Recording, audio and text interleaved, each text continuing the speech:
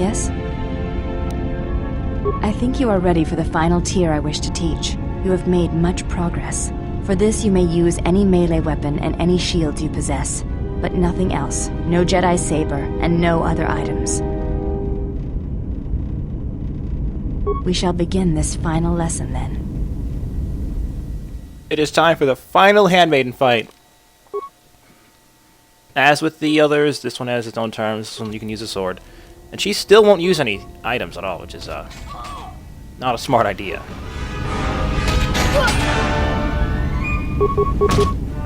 But Handmaiden has been leveled up consistently, and she's tough. But see what I mean? Yeah, I don't know. These fights are... This one is going to be kind of close, I'd say. Because she's just doing, like, attacks, and I am just going to spam Flurry for this whole thing, because it doesn't decrease my stats anymore, because it's Master now. That frightens me when she does attacks. She hits kind of hard, but I'm going to win. Almost. Just one more Flurry, right? Okay, 2 more Flurries. 3 more Flurries now. Beatrice was correct about you. You know her, its motions and currents. There is nothing more I can teach you. I have already learned much of your styles and combat. There is no need to know more. Combat among the Ichani is a personal thing.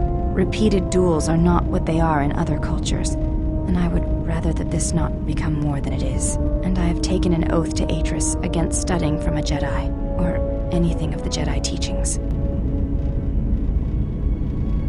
My father broke his oaths. He shamed us all. I do not wish to follow his path. I swore not to follow his path. If I were to follow a Jedi against Atris's wishes, then I would be betraying her for you.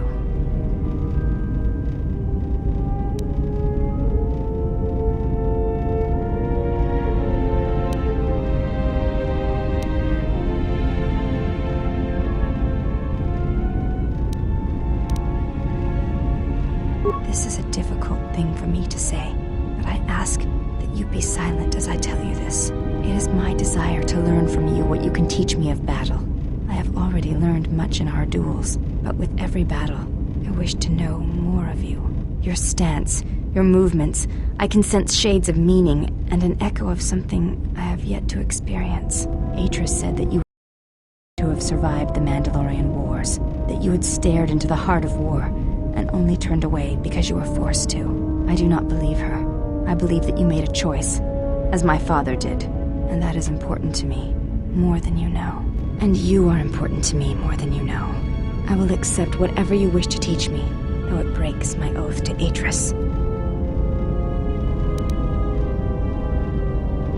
I have thought about what you have said, of my mother, of my bloodline. There is something I would ask of you. And so it ends. I want you to teach me the ways of the Force, to become a Jedi Knight like my mother.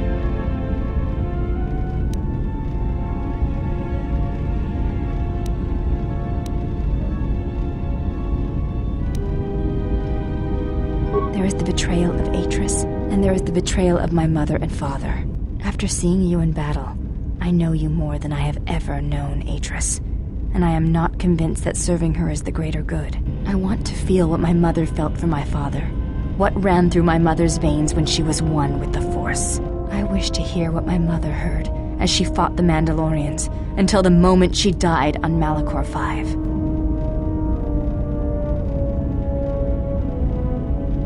I will not let you down, Exile. I will honor you as I honor the face of my mother.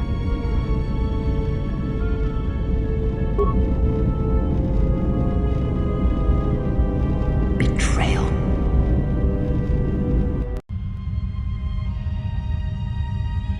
Betrayal. Betrayal? Mistress? She has betrayed me. The last of your sisters has betrayed me. Betrayed us. She is your sister no more. She does not travel with the exile. Instead, she has chosen to walk the path of the Jedi. Mistress, forgive us, but are you certain? She would not forsake her oath so lightly. It is the truth, and it is done. Do you doubt me? No, mistress. It is you who saved the Jedi upon Dantooine, who have collected their knowledge and hid it here to protect it. But why? How did she fall? It is a sign of his corruption, and perhaps hers as well. He will train her, and she will be flawed.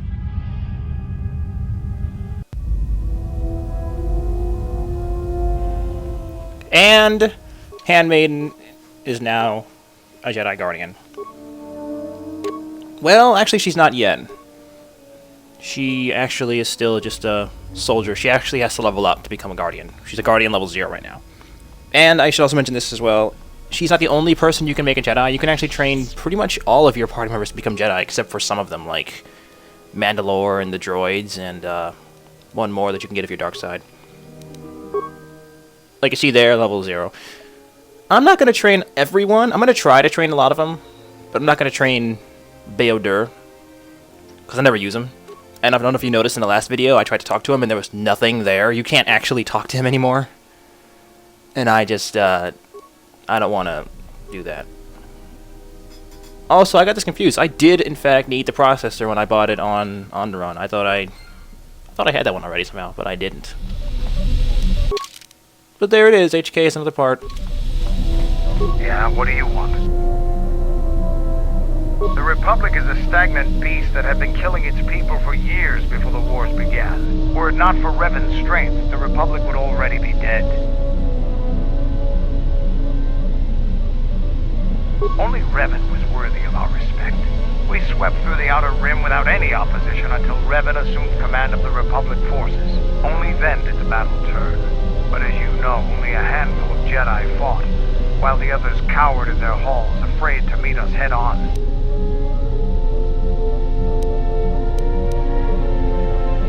I'm sure there were good reasons. I'm not accusing you of being a coward. You commanded the Republic fleet that destroyed ours. You were a worthy opponent. Now is there something else you needed? You fought with Revan and Malak during the Mandalorian Wars. Why?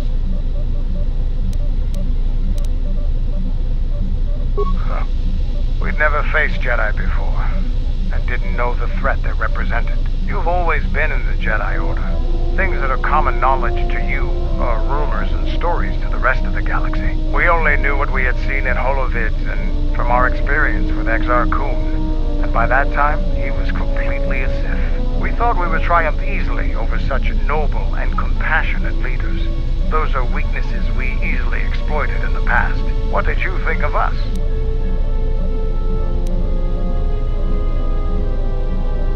And that is how we thought of you. Not of the Jedi in particular, but the men and women who joined Revan and Malak to fight against us. You turned a demoralized, defeated mess into a coordinated army. You brought tactics, backbone, and above all else, victory to them. Ever consider what would have happened if we'd won? The Sith would have been nothing more than a border skirmish against the might of my clans. We would have brought a new age of strength and expansion to the Republic, with the wealth of the core worlds providing arms and warships to fuel our growth. Instead, the Republic won. Look around you. Look at what your precious victory has brought you. I ask you this, is the galaxy better off for the Republic's victory?